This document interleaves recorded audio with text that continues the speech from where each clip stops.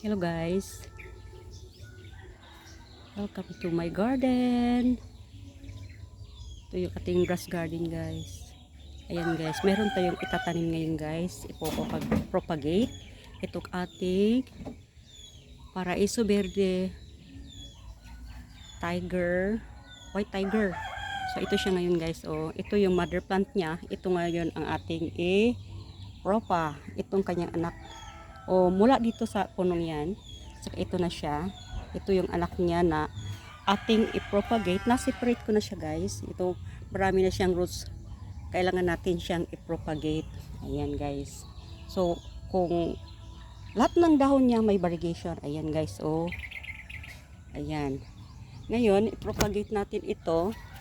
Mga ilang cuts ba to? Ayan guys. Oh. 3 cuttings ang pwede natin dito. Ayan guys. Oh. Okay. Ayan guys na ang ating Paraiso Verde.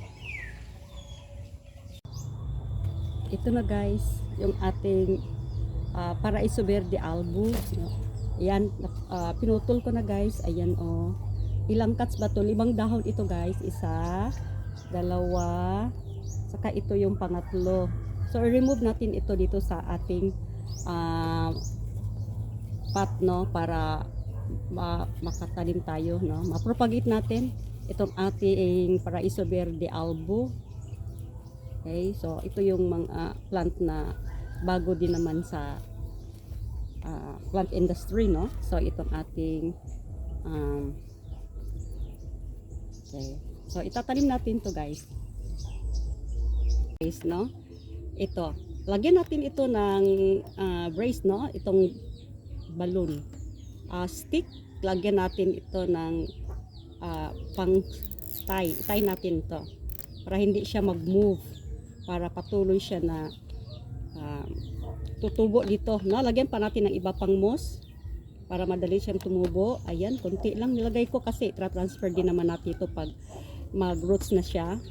Tapos lagyan natin siya ng itong ating fertilizer para mas lalo siyang ganahang tumubo.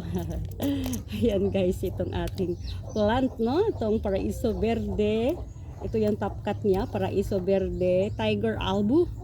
Ayan guys, so ngayon maglalagay ulit tayo ng iba pang plant dito. Itatanim ulit na ng iba pang plant. Ito na ang ating isa pang plant.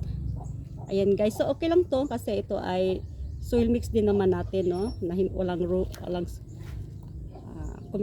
yung pinaghalo no ng coco peat at saka carbonized rice hull. Ngayon ilalagay natin dito no sa ating container na to. Ganun din, meron din siyang moss para madali siyang tumubo. Ayan guys, oh. Ayan, ipapasok natin ng ganun yung mga roots niya.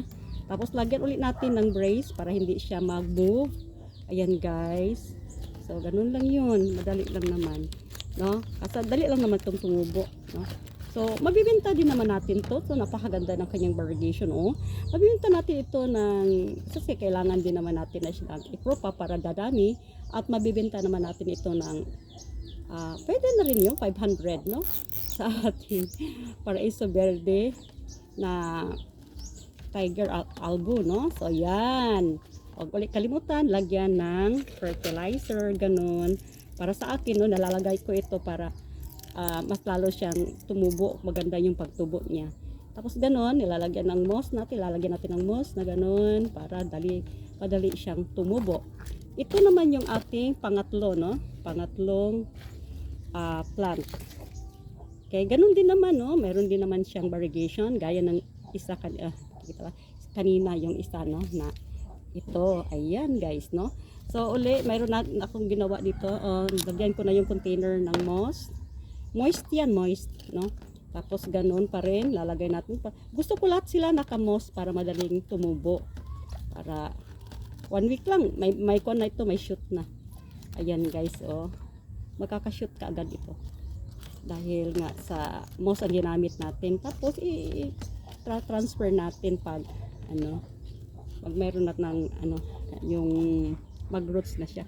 Ano lang guys, kunin ko muna itong sorry. Ito na ngayon. Okay. Ayan guys. Atin to ng ganon. Ayan. Huwag kalimutang lagyan ng abono, ganun pa rin. Moss. Ayan. So, yun lang guys.